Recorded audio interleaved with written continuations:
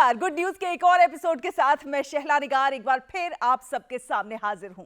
तो आइए जल्दी से देखते हैं कि क्या कुछ है आज के प्रोग्राम की हाइलाइट्स। नोएडा की पाठशाला ऑन व्हील्स, बस बनी डिजिटल क्लासरूम, सैकड़ों बच्चों तक पहुंच रही है मुफ्त शिक्षा।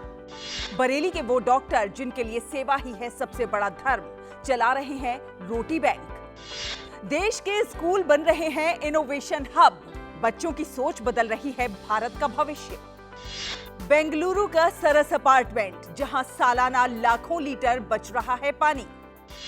कहते हैं कि अगर इरादे मजबूत हो तो शिक्षा किसी चार दीवारी की मोहताज नहीं रह जाती। जब स्कूल तक बच्चे नहीं पहुंच पाते तो शिक्षा खुद उनके दरवाजे तक पहुंच जाती है। कुछ ऐसी ही पहल से आपको रूबरू कराने के लिए आपको लिए चलते हैं नोएडा।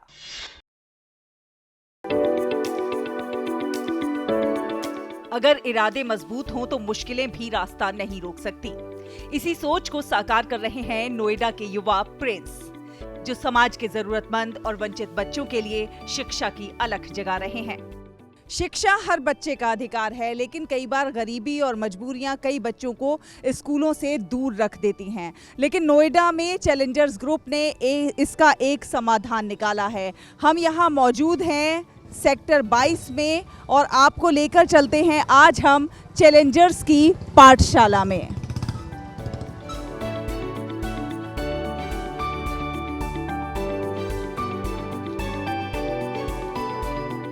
चैलेंजर्स की पाठशाला में ऐसे बच्चों को निःशुल्क शिक्षा, मार्गदर्शन और व्यक्तित्व विकास का अवसर दिया जाता है जो आर्थिक या सामाजिक कारणों से बेहतर शिक्षा से वंचित रह जाते हैं। बच्चे जो हैं नई नई चीज़ें सीख रहे हैं, आर्ट्स बनाते हैं, क्राफ्ट बनाते हैं, क्रोशिया सीखते हैं, सिलाई, कंप्यूटर, बहुत सारी चीज़ें हम सीख रहे हैं। योगा क्लासेस भी होती हैं। तो बच्चे मतलब जहाँ पे हम कुछ नहीं कर सकते थे वहाँ पे बच्चों ने बहुत कुछ सीख लिया है। यहाँ पढ़ाई के साथ साथ अनुशासन, आत्मविश्वास और जीवन मूल्यों पर भी विशेष ध्यान दिया जाता है, ताकि बच्चे भविष्य की चुनौतियों का भी मजबूती से सामना कर सकें।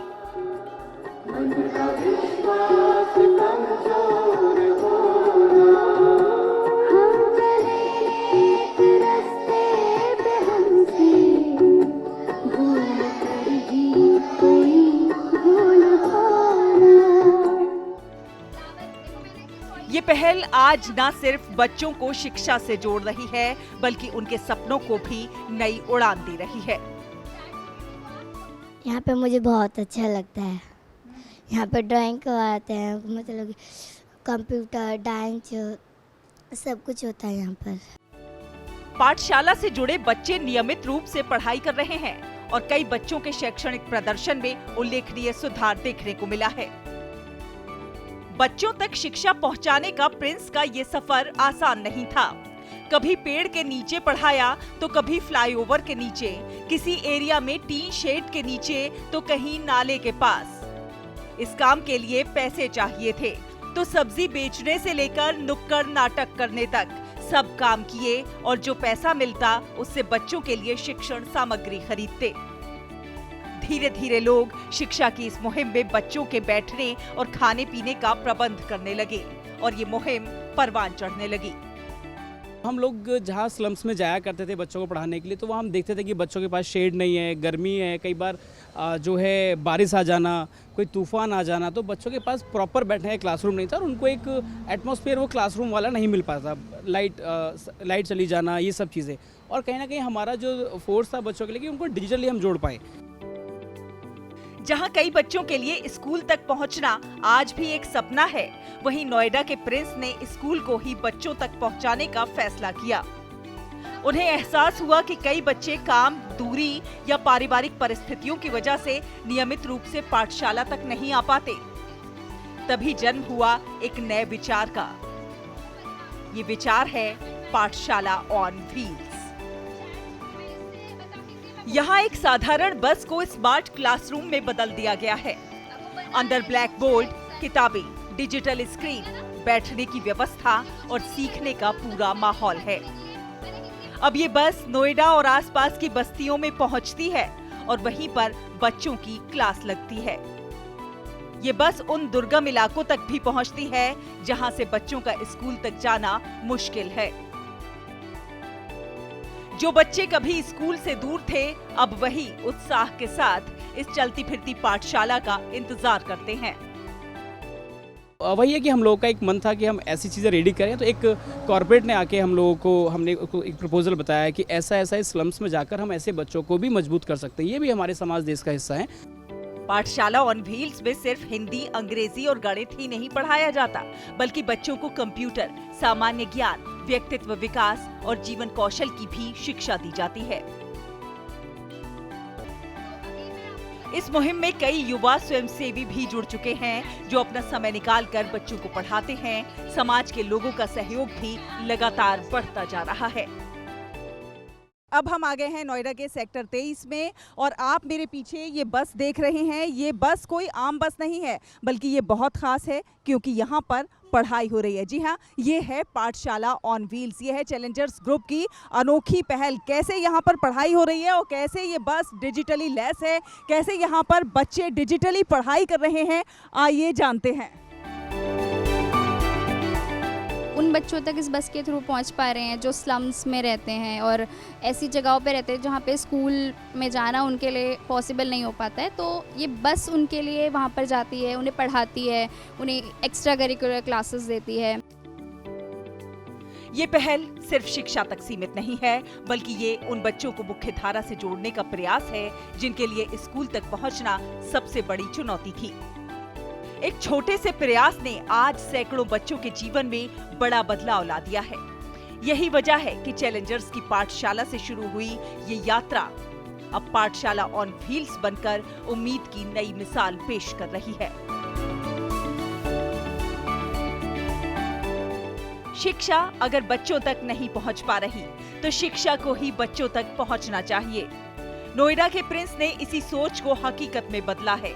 उनकी पाठशाला ऑन व्हील्स आज उन बच्चों के लिए उम्मीद की नई किरण है जिनके सपनों को कभी भी गरीबी और परिस्थितियों ने रोक दिया था। ये पहल साबित करती है कि अगर सोच सकारात्मक हो तो शिक्षा की रोशनी हर उस बच्चे तक पहुंच सकती है जिसे इसकी सबसे ज्यादा जरूरत है। एक चलती फिरती पाठशाला जो कि बाधाओं को तोड़ रही है और सपनों को हकीकत बना रही है। ये वो बच्चे हैं जो किन्हीं कारणों से स्कूल तक नहीं पहुंच सकते थे, लेकिन ये बस उनके पास पहुंच रही है और उनको शिक्षा का अधिकार मुहैया करा रही है। आज ये बच्चे डिजिटली शिक्षा से लैस हो रहे हैं। कैमरा पर्सन विश्व बंधु के साथ मैं शहला निगार, नोएडा से गुड न्यूज जज्बा इंडिया के लिए। भारत आज सिर्फ दुनिया का सबसे युवा देश ही नहीं, बल्कि दुनिया के सबसे बड़े इनोवेशन हब के रूप में भी अपनी पहचान बना रहा है। आज भारत के स्कूलों में बैठा एक एक बच्चा इसी सोच के साथ आगे बढ़ रहा है, भारत के लिए सुनहरा भविष्य गढ़ रहा है।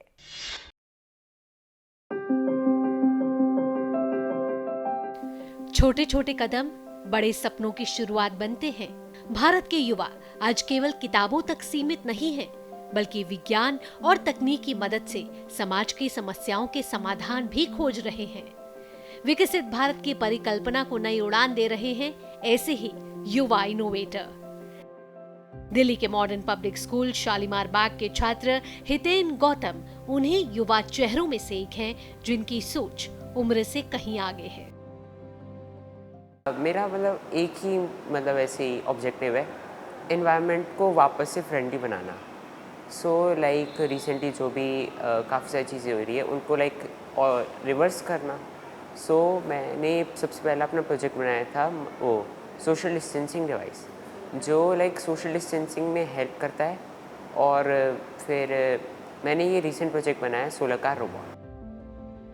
महज 9 साल की उम्र, कोविड महामारी के दौरान जब पूरी दुनिया चुनौतियों से जूझ रही थी, तब हितेन समाधान खोज रहे थे।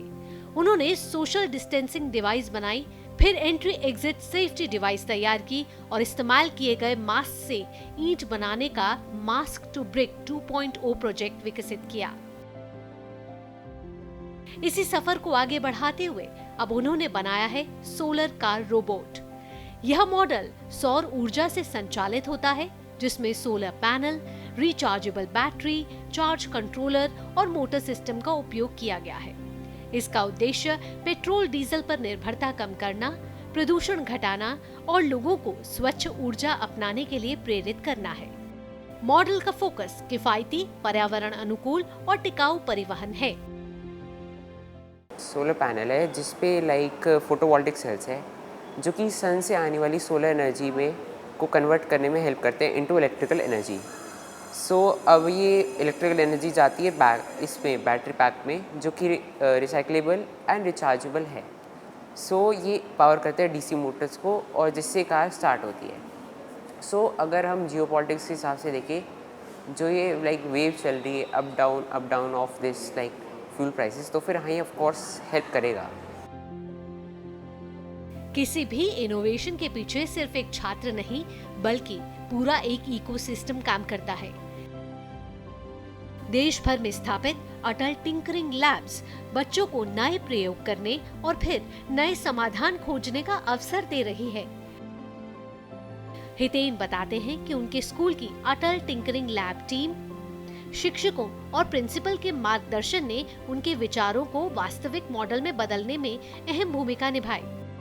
वेबिनार, ऑनलाइन लर्निंग और लगातार प्रयोगों ने उनके आत्मविश्वास को और मजबूत किया। हर बच्चे को एक स्कूल को उसका फ़र्ज़ बनता है कि हर बच्चे को एक प्लेटफॉर्म दे जहाँ पे वो आइडिएट कर सके, जहाँ पे वो इनोवेट कर सके और इस तरह के प्रोजेक्ट्स बच्चे लेके आएँ। तो एजुकेशन का फोकस अब खाली रोट लर्निंग से हटके इनोवेशन पे जाना चाहिए। आज हितेन की उपलब्धियां राष्ट्रीय स्तर पर पहचान बना चुकी है। राष्ट्रीय विज्ञान केंद्र नई दिल्ली में उनके इनोवेशन को प्रथम स्थान मिला। दिल्ली की मुख्यमंत्री रेखा गुप्ता ने भी उनके काम की सराहना की और उनका उत्साह बढ़ाया। लेकिन हितेन के लिए यह मंजिल नहीं बल्कि आगे बढ़ने की प्रेरणा है।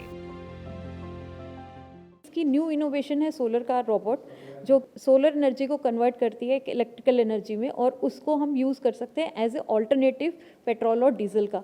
तो ये बेस्ट सोल्यूशन लगा जो आगे आने वाले फ्यूचर जनरेशन्स को बिना पोल्यूशन के और फ्री ऑफ कॉस्ट एक एनर्जी सोर्स मिल रहा है।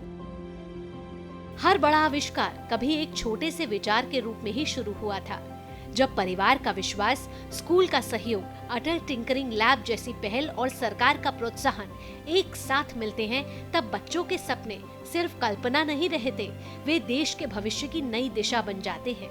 हो सकता है आज किसी स्कूल की लैब में जन्म ले रहा कोई छोटा सा आइडिया कल भारत की सबसे बड़ी तकनीकी क्रांति बन जाए। कैमरा पर्सन मोंटी के साथ भावना नैयर, डीडी न्यूज।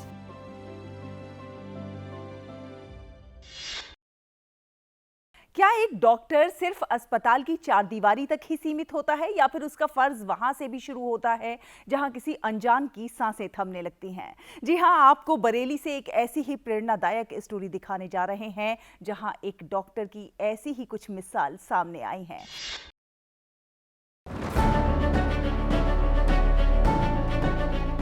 आज की तेज रफ्तार जिंदगी में अक्सर ऐसी खबरें सुर्खियां बनती हैं जो चिंता बढ़ाती हैं, लेकिन कुछ लोग ऐसे भी हैं जो अपने काम से उम्मीद जगाते हैं और ये भरोसा दिलाते हैं कि इंसानियत आज भी जिंदा है। उत्तर प्रदेश के बरेली के एक ऐसे ही डॉक्टर हैं जिन्होंने चिकित्सा को सिर्फ पेशा नहीं बल्कि सेवा का संकल्प बनाया है। अस्पताल में मरीजों की जान बचाने से लेकर भूखे लोगों तक भोजन पहुंचाने तक उनकी हर पहल समाज को एक नई दिशा देती है। मिलिए डॉक्टर प्रमेंद्र माहेश्वरी से, जिनकी कहानी है मानवता, सेवा और समर्पण की। साल 2000 से चिकित्सा सेवा में जुटे डॉक्टर प्रमेंद्र माहेश्वरी के लिए डॉक्टर होना सिर्फ इलाज करना नहीं बल्कि हर जरूरतमंद की मदद करने के लिए हर पल तैयार रहना है। बीते 25 वर्षों में उन्होंने हजारों मरीजों का उपचार किया, लेकिन उनकी पहचान सिर्फ एक चिकित्सक की नहीं बल्कि एक संवेदनशील समाज सेवी के रूप में भी बनी है। हाल ही में उनकी इंसानियत की एक मिसाल सोशल मीडिया पर खूब चर्चा में रही। बरेली रेलवे स्टेशन पर अपने एक रिश्तेदार को लेने पहुंचे डॉक्टर प्रमेंद्र को अचानक सूचना मिली कि एक व्यक्ति बेहोश होकर गिर पड़ा है। मौके पर पहुंचकर उन्होंने देखा कि व्यक्ति को हार्ट अटैक आया है। उन्होंने बिना एक पल भी गंवाए तुरंत सीपीआर देना शुरू कर दिया। कुछ मिनटों की लगातार कोशिश के बाद उस व्यक्ति की सांसें लौट आईं। समय पर दिया गया सीपीआर एक अनमोल जिंदगी को बचाने की वजह बन गया। ये घटना एक बार फिर साबित करती है कि सही समय पर उठाया गया एक कदम किसी की पूरी दुनिया बचा सकता है।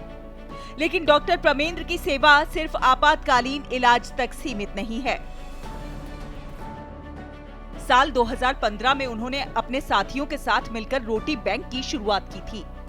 इस पहल के तहत शहर के लोग अपने घरों से अतिरिक्त रोटियां और भोजन के पैकेट दान करते हैं। स्वयंसेवक इन्हें एकत्रित करते हैं और उन जरूरतमंद लोगों तक पहुंचाते हैं जिनके लिए 2 वक्त का भोजन जुटाना भी मुश्किल होता है। आज रोटी बैंक सिर्फ भूख मिटाने का अभियान नहीं है, बल्कि समाज को जोड़ने वाली एक मिसाल बन चुका है।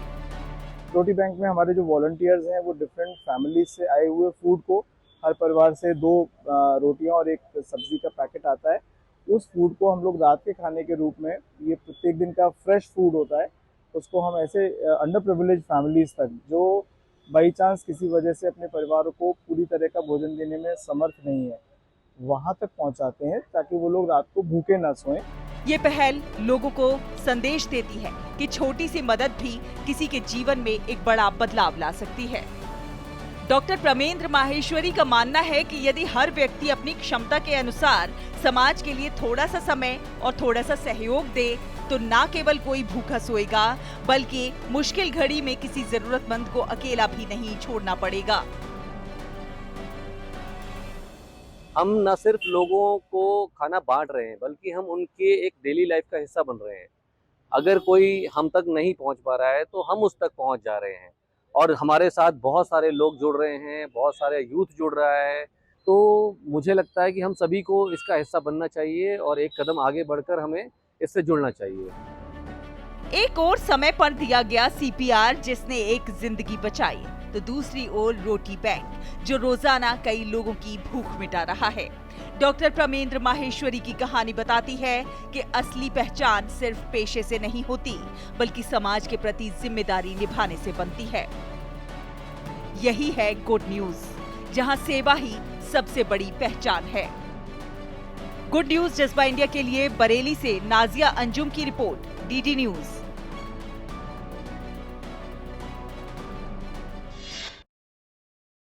बेंगलुरु एक ऐसा शहर जहां पर हर गर्मी के मौसम में पानी की किल्लत लोगों की सबसे बड़ी चिंता बन जाती है। कई अपार्टमेंट्स को तो टैंकरों पर निर्भर रहना पड़ता है और बहुत सारे लोगों को लाखों रुपए पानी पर खर्च करने पड़ते हैं। लेकिन इसी बेंगलुरु में एक अपार्टमेंट ऐसा भी है जहां के लोगों ने पानी के महत्व को समझा, पानी की एक एक बूंद को बचाया और अब यही उनकी सबसे बड़ी ताकत बन चुका है।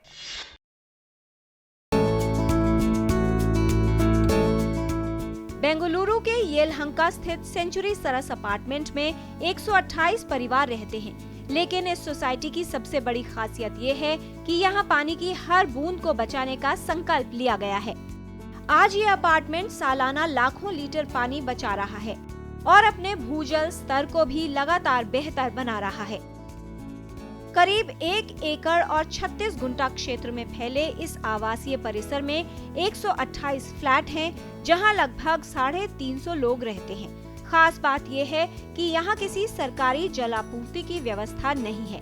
वर्ष 2015 से ये अपार्टमेंट मुख्य रूप से बोरवेल और खरीदे गए टैंकर पानी पर निर्भर रहा, लेकिन जल संकट को देखते हुए यहाँ के निवासियों ने पानी बचाने की दिशा में एक बड़ा कदम उठाया।